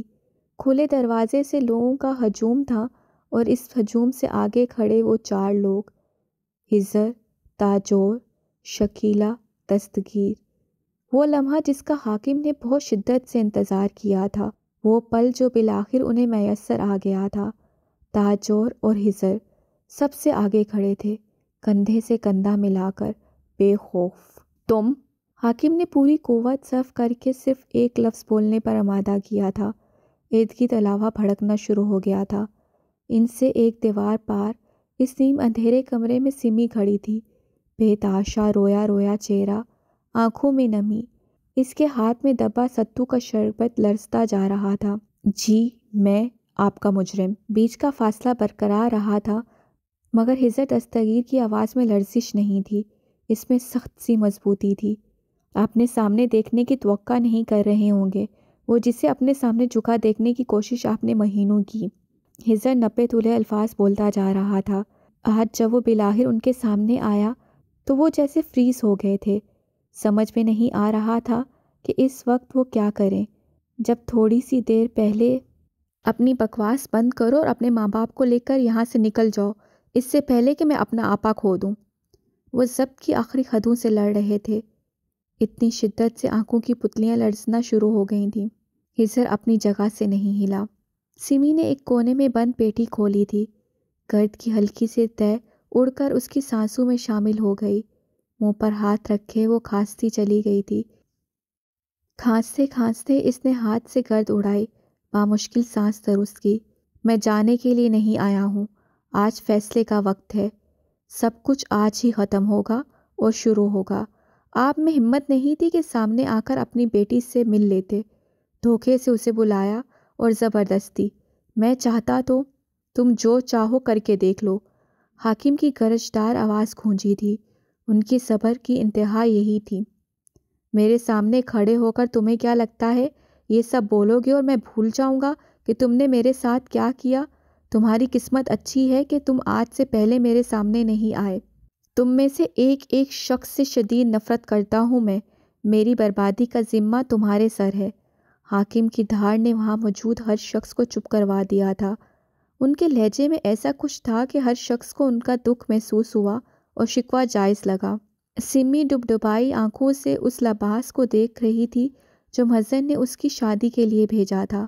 سب خوش تھے، مطمئن تھے، محبتوں کا زمانہ، نفرتیں کھا گئیں۔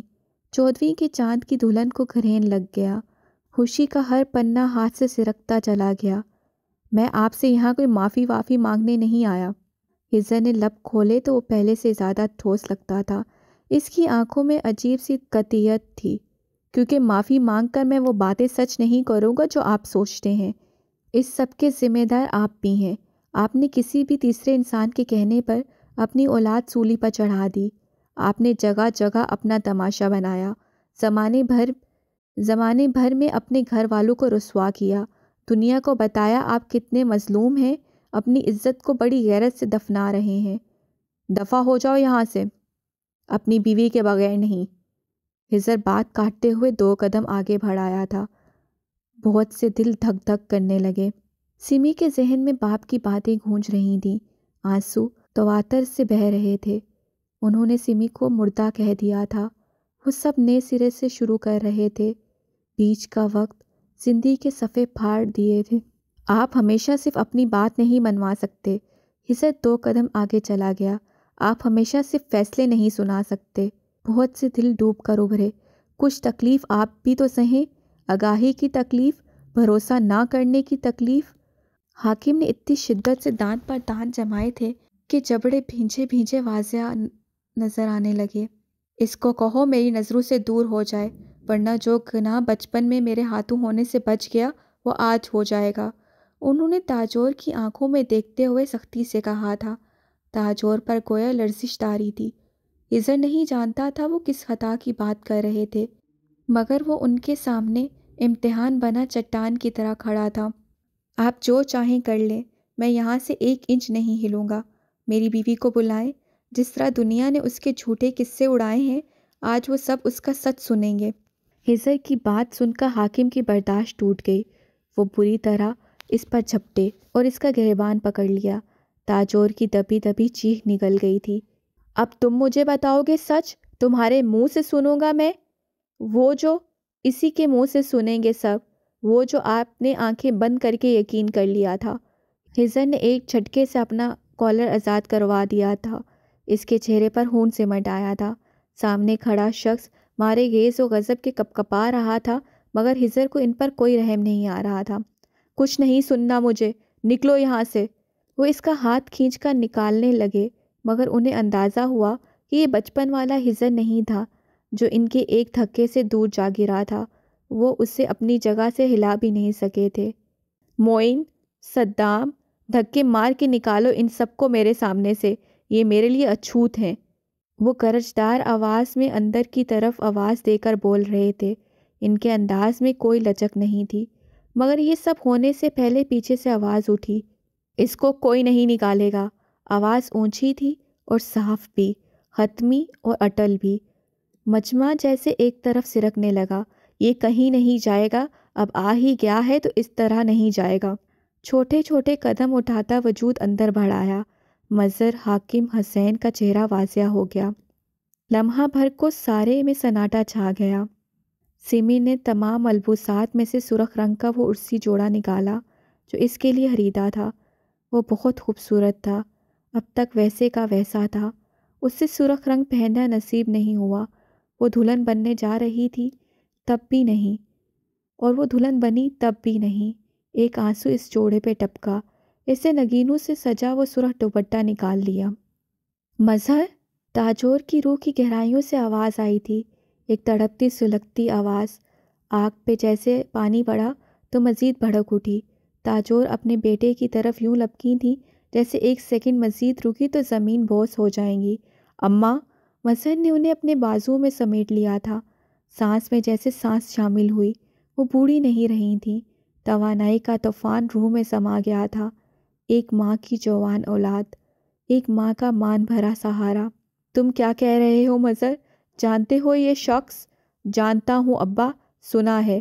مظہر نے روتی تاجور کو سنبھالے سنبھالے باپ کو افسردگی سے جواب دیا۔ مگر اتنا سب کچھ آپ نے بھی کر دیا ہے۔ اگر تماشا ہے تو تھوڑا اور بھی صحیح۔ اس کے چہروں پر شکووں کے کئی رنگ غالب آ رہے تھے۔ دنیا میں رسوا ہو جانے کا غم، وہ بھی اپنے ہی سگے رشتوں سے۔ یہ تمہارا مجرم ہے، اسے کوئی حق نہیں پہنچتا کہ ہمارے سامنے دیدہ دلیری کا مظاہرہ کرے۔ وہ غصہ کرنا چاہتے تھے، وہ مظہر کو سالوں بعد دیکھ رہے تھے۔ وہ بھی ایسا موقع کہ باپ کو مل نہ سکا۔ وہ بری طرح جھنجھلا گئے۔ یہ میرا محسن ہے، میری بہن کی حفاظت کی ہے اس نے۔ میں سننا چاہتا ہوں کہ اس کی سچائی کیا ہے۔ اگر یہ مجرم ہے تو سزا میری بہنوں کو کیوں ملی؟ وہ تو مجرم نہیں لگتی ابا۔ مظہر کی آواز بھیگ رہی تھی۔ حاکم کی رنگت بدل گئی، پیروں کے نیچے کی زمین بھربھری ہو گئی تھی۔ آج بہت سارے لوگ ان کے مقابل آ گئے تھے۔ مولوی خیاط کا پورا خاندان، مولوی خیاط کی بیٹیاں، مولوی خیاط کا داماد، مولوی خیاط کے نواسے، مولوی خیاط کی نواسیاں۔ ان کے ساتھ تو کوئی بھی نہیں تھا۔ انہیں اپنا آپ ایک پوسیدہ عمارت جیسا لگنے لگا۔ سمی نے سرخ دوپٹہ دھیرے سے اپنے سر پر ٹکا دیا تھا۔ آنکھوں کا دھندلا پن اسے کچھ دیکھنے نہیں دیتا، پھر بھی اس نے آئینے میں دیکھنے کے لیے آنکھیں میچ کر آنسو نچوڑے۔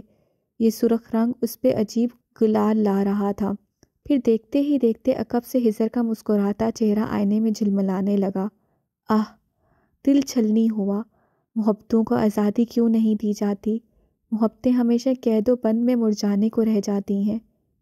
مجھے پتا ہے میرا یقین نہیں کیا جائے گا، اور مجھے یہاں کسی کو یقین دلانے کا شوق بھی نہیں ہے، لیکن ہزر نے کہتے ہوئے گہرا سانس لیا تھا، مجھے یہ بہت پہلے کر لینا چاہیے تھا، مگر شاید یہی ایک اچھا وقت ہے۔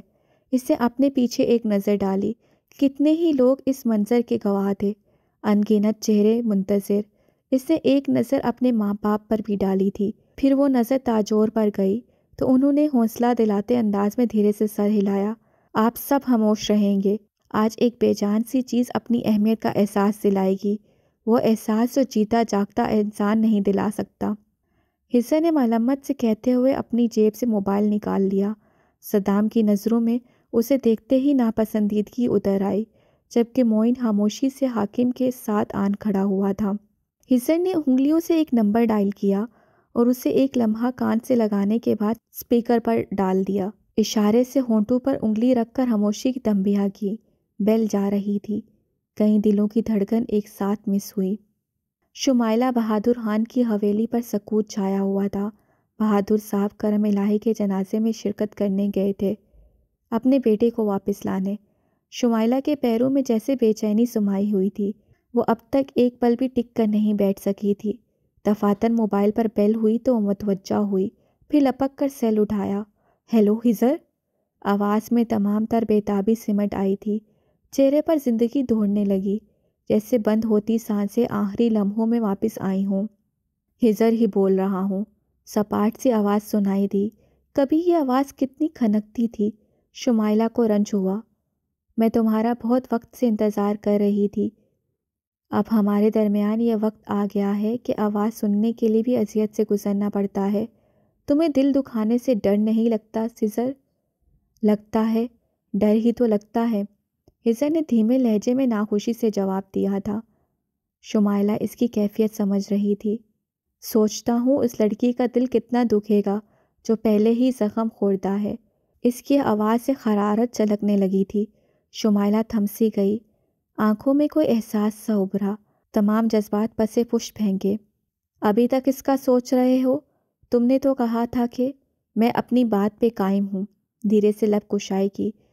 میں نے سمی کے لیے بہت برا خواب دیکھا ہے شمائلہ، میں چاہ کر بھی برداشت نہیں کر پایا۔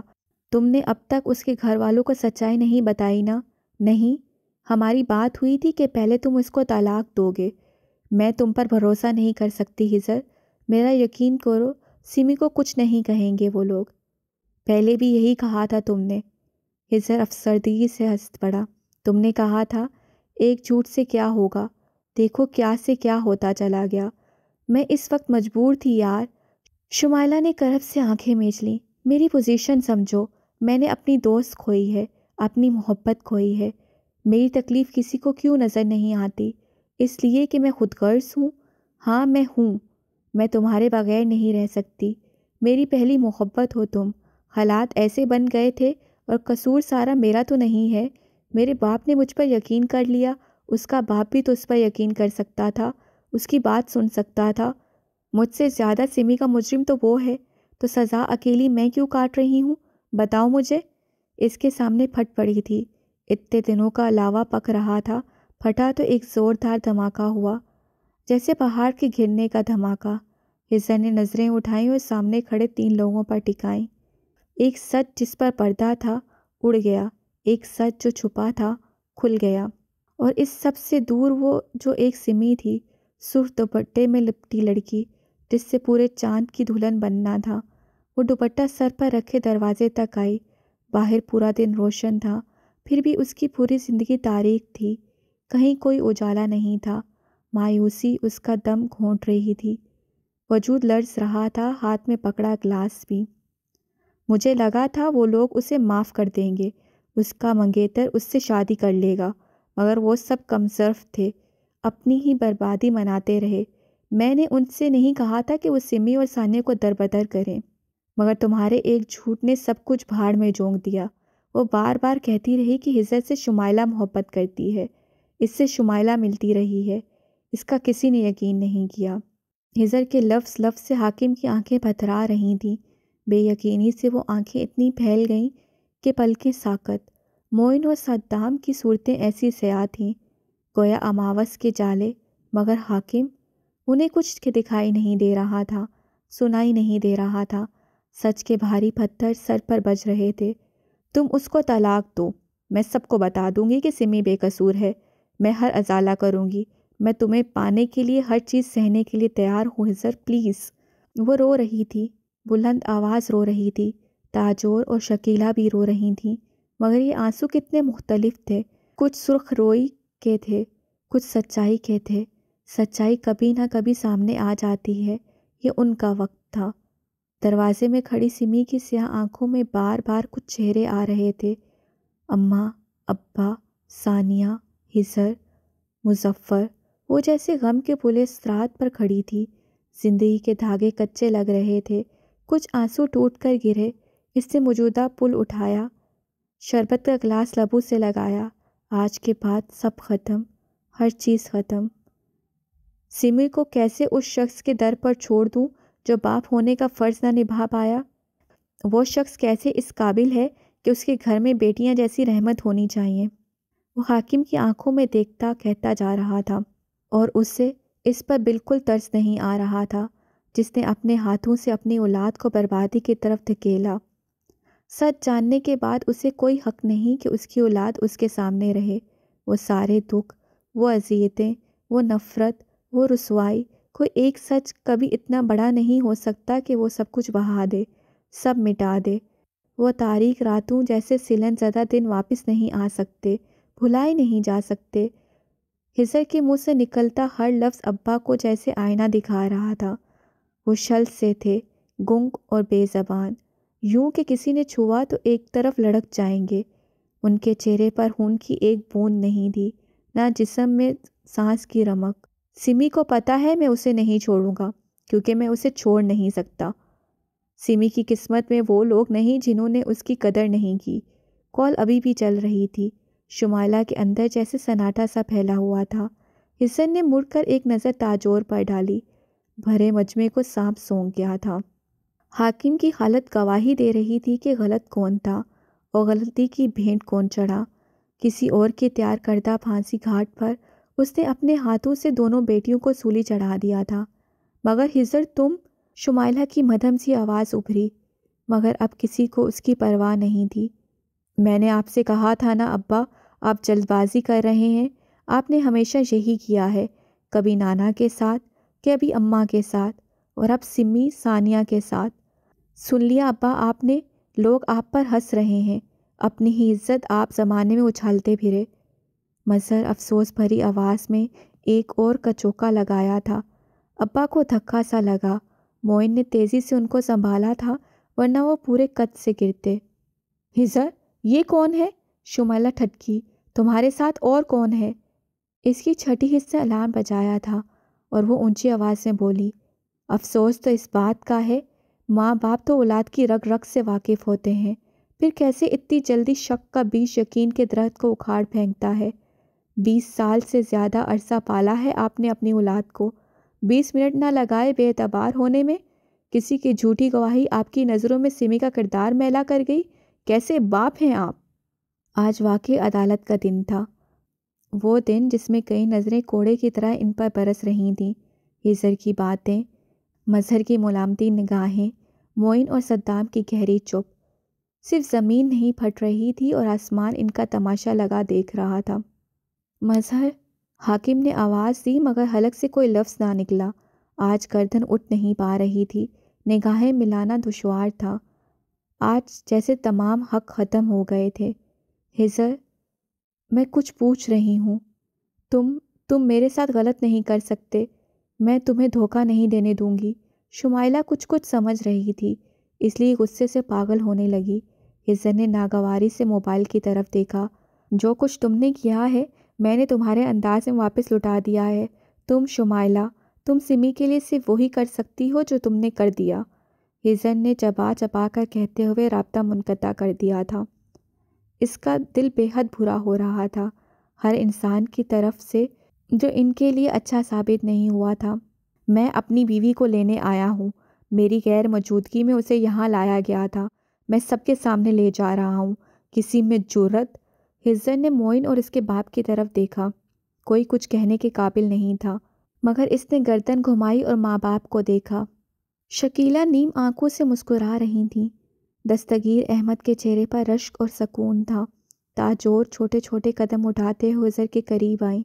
مجھے تم پر فخر ہے بیٹے، اللہ نے آج سب کے سامنے اس سچائی کو ظاہر کیا ہے اور اس داغ کو دھویا ہے جو میری بیٹیوں پر زبردستی لگایا جا رہا تھا۔ بستی کے لوگ اب بھی وہیں تھے، چاہ منگوئیاں ہو رہی تھیں، سب کے ملامت کرتے الفاظ حاکم کے لیے تھے۔ وعدہ پورا ہوا، وہ دھیرے سے مسکرایا۔ ہزر اور تاجور اندر کی طرف قدم بڑھا نہیں پائے تھے کہ ایک چیخ سنائی دی، سمی آپی! یہ چیخ نوشابہ کی تھی، خوفزدہ اور بھیانک۔ سمی آپی! سمی آپی! وہ لوگ سمجھ نہ پائے تھے کہ چیخ و پکار نے دل دہلا دیے تھے۔ سمی کے نام پر ہزر لمحہ ضائع کیے بغیر اندر بھاگا۔ صحن سے نظر آتا سامنے کا منظر، زمین سے زنجیریں نکلی اور انسان جھکڑ لیے گئے۔ جو جہاں تھا وہیں رہ گیا، جو دیکھا گیا وہ دل خراش تھا، ناقابل برداشت تھا۔ سمی دروازے میں گری ہوئی تھی، چوکھٹ میں اس طرح کہ آدھا بدن دہلیز کے اندر تھا، آدھا باہر۔ سرخ دوپٹہ آدھا سر پر تھا اور باقی زمین پر۔ سمی! ہزر کے بے جان لبوں سے نکلا ایک آہ بن کر۔ وقت اپنی چال چل گیا تھا، شاید اسے آنے میں دیر ہو گئی تھی۔ سمی کے منہ سے نکلتا زہریلا مواد، قریب زمین پر پڑے گلاس سے بہتا شربت، زمین میں جذب ہوتا سیاہ رنگ اختیار کرتا جا رہا تھا۔ پھٹی پھٹی آنکھوں اور روح نکلتے جسم کے ساتھ ہزر دیوانہ وار بھاگا تھا اور سمی کے سامنے گھٹنوں کے بل گرا تھا۔ آس پاس بلند ہوتی چیخیں، آوازیں، چہرے نظر آنا بند ہو گئے۔ سمی! سمی! یہ کیا کیا تم نے؟ دونوں ہاتھوں سے تھام کر اسے اپنی گود میں لٹاتا وہ سنو وائٹ کا شہزادہ تھا، جس کی حالت ایسی تھی کہ سمی سے پہلے وہ بے جان ہو جاتا۔ دیکھو میں آ گیا، تم نے میرا انتظار نہیں کیا سمی۔ ہزر کی دنیا تاریک ہو رہی تھی، اس کا بس نہیں چل رہا تھا کہ وہ اس کے اندر کا سارا زہر چوس کر اپنے اندر اتار لے۔ زندگی نے انتظار نہیں کیا ہزر۔ وہ مسکرائی، مسکرا نہ سکی، نیمواں آنکھیں، گردن اور پیشانی کی ابھری رگیں۔ مظفر اسے اٹھانے کے لیے جھکا تو سمی کی آنکھوں میں بے یقینی سی ابھری۔ یہ صورت بہت جانی پہچانی تھی، بہت عزیز۔ سمی! میری پیاری بہن، تمہیں کچھ نہیں ہونے دوں گا، تمہارا بھائی اپنی جان دے دے گا، تمہیں کچھ نہیں ہونے دے گا۔ مظہر کے آنسو روانی سے بہہ رہے تھے، جذبات کی شدت سے آواز پھٹ رہی تھی۔ سمی نے اپنے ایک ہاتھ سے مظہر کا ہاتھ تھاما، دوسرے سے ہزر کا، اور کپکپاتے ہاتھوں سے ان دونوں کے ہاتھ پر بوسہ دیا۔ آہ! کہ ہر دکھ نے منہ موڑ کر کھوک میں صورت چھپا لی تھی، ہر درد منظر کے اس بیاں پر لرزتا رہ گیا۔ یہ اس کی زندگی کے دو محبوب ترین مرد تھے اور وہ اپنے ایک بوسے سے دونوں کا دل نکال لے گئی تھی۔ ہزر اسے اپنی باہوں میں بھر کر جیسے بھیڑ کو چیرتے ہوئے باہر کی سمیت بھاگ رہا تھا، تو سمی کا دوپٹہ زمین پر لکیریں بناتا جا رہا تھا اور لمبے بال ہزر کے قدموں کو چھوتے تھے۔ سرخ دوپٹے میں لپٹی وہ چاند کی دلہن ایک حسین لاش میں تبدیل ہونے جا رہی تھی۔ آخری کس آئندہ ماہ انشاءاللہ۔